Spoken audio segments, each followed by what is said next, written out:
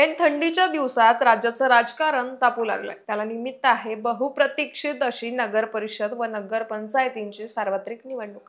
थेट जनतेतून नगराध्यक्ष आणि नगरसेवकांचा उमेदवारी अर्ज दाखल करण्याचा 17 नोव्हेंबर हा शेवटचा दिवस होता। 21 नोव्हेंबर ही उमेदवारी अर्ज माघारी घेण्याची तारीख असेल, तर 2 डिसेंबरला मतदान होऊन 3 डिसेंबरला या निवडणुकांचा निकाल लागेल। दरम्यान पंचायतींच्या या निवडणुकांमध्ये राज्यात सर्वाधिक राजकीय घडामोडी कुठे बघायला मिळाल्या असतील तर त्या बीड जिल्ह्यात।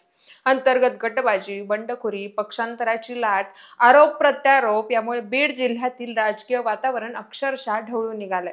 बड्या नेत्यांचे अनपेक्षित असे पक्षप्रवेश झाले, त्यामुळे त्या सर्वांसोबत मंत्री पंकजा मुंडे आणि जिल्ह्यातील आमदारांची प्रतिष्ठा आता पणाला लागली आहे। त्याच पार्श्वभूमीवर बीड, परळी आणि अंबाजोगाई या 3 नगरपालिकांमध्ये नक्की काय घडतंय? नगराध्यक्षपदाचे उमेदवार कोण कोण आहेत? महायुती, महाविकास आघाडी, तिसरी आघाडी किंवा इतर आघाड्या यांच्यातील लढती कशा असणार आहेत?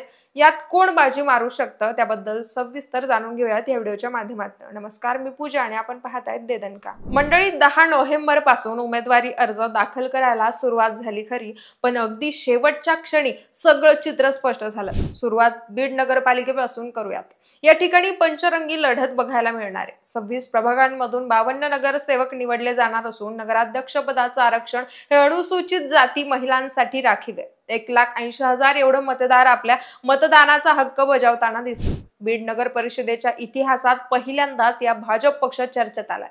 मंत्री पंकजा मुंडे यांनी डॉक्टर योगेश क्षीरसागर यांच्या माध्यमातून तगडी फिल्डिंग लावली आहे। बीड राष्ट्रवादी अजित पवार गटाची सगळी सूत्र गेवराईच्या शिवछत्रवरून हलत असल्यानं योगेश क्षीरसागर यांनी पक्षांतर्गत गटबाजीला कंटाळून अखेर कमळ हाती घेतलं।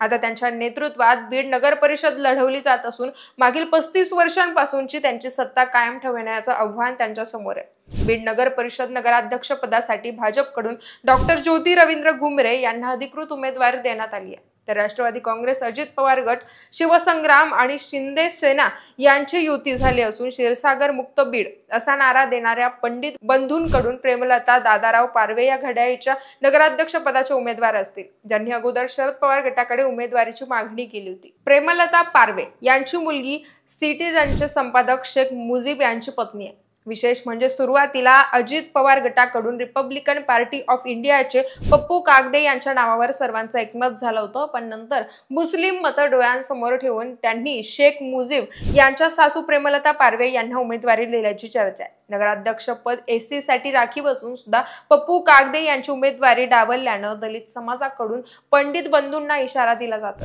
दुसरीकडे आमदार संदीप क्षीरसागर यांनी राष्ट्रवादी काँग्रेस, शरद पवार पक्षाकडून नगराध्यक्ष पदासाठी स्मिता विष्णू वाघमारे यांना मैदानात उतरवलंय। एमआयएम पक्षाने सुरेखा हर्ष शृंगारे यांना अधिकृत उमेदवारी दिली असून त्या वाजेद शेख इनामदार यांच्या पत्नी आहेत। आता यांच्यात मुस्लिम मतांचं विभाजन झाल्यास त्याचा फायदा भाजपला होऊ शकतो। बीड नगर परिषद नगराध्यक्ष पदासाठी राहुल दुबाळे यांच्या उपस्थितीत तोळणबाई गोरे यांचा देखील उमेदवारी अर्ज दाखल झालाय। त्यांच्यासाठी महाराष्ट्र पोलीस बॉयज संघटना मैदानात उतरली आहे। बीड नगर परिषदेच्या या पंचरंगी लढतीत नगराध्यक्ष म्हणून नक्की कोण बाजी मारतंय, कुणाचे किती नगरसेवक निवडून येत आहेत ते पाहणं आता महत्त्वाचं ठरणार आहे। बीड जिल्ह्यातील दुसरी महत्त्वाची नगर परिषद म्हणजे परळी। या ठिकाणी नगराध्यक्ष पदाचे आरक्षण हे खुल्या प्रवर्गातील महिलांसाठी राखीव आहे। परळी नगर परिषदेत 17 प्रभागांमधून 35 नगरसेवक निवडले जाणार आहेत। 80,000 मतदार या ठिकाणी मतदानाचा हक्क बजावताना दिसतील। तर परळी नगर परिषदेसाठी मंत्री पंकजा मुंडे व आमदार धनंजय मुंडे यांची शिंदेसोबत युती झाली आहे। तर राष्ट्रवादी अजित पवार गटाकडून माजी नगराध्यक्ष बाजीराव धर्माधिकारी यांच्या पत्नी पद्मश्री धर्माधिकारी यांच्या नगराध्यक्ष पदाची उमेदवारी देण्यात आली आहे। महायुतीच्या त्या अधिकृत उमेदवार असतील। जागा वाटपात देखील या ठिकाणी धनंजय मुंडे गट वरचढ ठरला। नगरसेवकांसाठीच्या एकूण 35 जागांपैकी 21 अजित पवार गटाकडे, 11 भाजपकडे तर 3 शिंदे सेनेचे उमेदवार असतील। तर दुसरीकडे राष्ट्रवादी शरद पवार गटाकडून खासदार बजरंग सोनवणे स्वतः लक्ष ठेवून आहेत। त्यांच्याकडून नुकत्याच शरद पवार गटात प्रवेश केलेले माजी नगराध्यक्ष दीपक देशमुख यांच्या घरात उमेदवारी देण्यात आली आहे। त्यांच्या पत्नी संध्या देशमुख या नगराध्यक्ष पदासाठीच्या अधिकृत उमेदवार असतील। दीपक देशमुख हे मागील अनेक वर्षांपासून मुंडे घराण्याशी एकनिष्ठ होते. विशेषतः धनंजय मुंडे यांचे ते कट्टर समर्थक राहिलेले आहेत. मात्र त्यावेळी त्यांनी मुंडेंवर गंभीर आरोप करत त्यांची साथ सोडली आणि शरद पवार गटात प्रवेश केला. आता त्यांच्या व्यतिरिक्त परळी नगराध्यक्ष पदासाठी काँग्रेसकडून सय्यद मैमुमा बेगम यांच्यासह रासप आणि समाजवादी पक्ष तसेच MIM पुरस्कृत उमेदवार देखील निवडणूक रिंगणात असणार आहेत. नगरसेवकांच्या जागा वाटपात ऐनवेळी कुठला दगा फटका नको म्हणून शिंदे सेनेकडून देखील नगराध्यक्ष पदासाठी 2 उमेदवारी अर्ज दाखल करण्यात आलेत. मात्र प्रमुख लढत ही 2 माजी नगराध्यक्षांच्या पत्नींमध्येच असेल. यात बाजीराव धर्माधिकारी यांचं पारडं अधिक जड मानलं जात आहे. ही निवडणूक त्यांच्यासाठी एकतर्फी असल्याचं सुद्धा बोललं जात आहे. दरम्यान बीड जिल्ह्यात अटीतटीची अर्थात आपण ज्याला काटेकी टक्कर म्हणतो अशी लढत होणार आहे. अंबाजोगाई नगर परिषदेची या ठिकाणी नगराध्यक्ष पदाचे आरक्षण हे खुल्या प्रवर्गातील पुरुष व महिलांसाठी राखीव आहे. अंबाजोगाई नगर परिषदेत एकूण 15 प्रभागातून 31 नगरसेवक निवडले जातील. मागील 25 वर्षांपासून अंबाजोगाई नगर परिषदेवर मोदी कुटुंबाची सत्ता कायम आहे. यावेळी त्यांना तगडं आव्हान देण्यासाठी भाजप आमदार नमिता मुंदडा यांचे सासरे नंदकिशोर मुंदडा उर्फ काकाजी या ठिकाणी नगराध्यक्ष पदासाठीचे उमेदवार आहेत.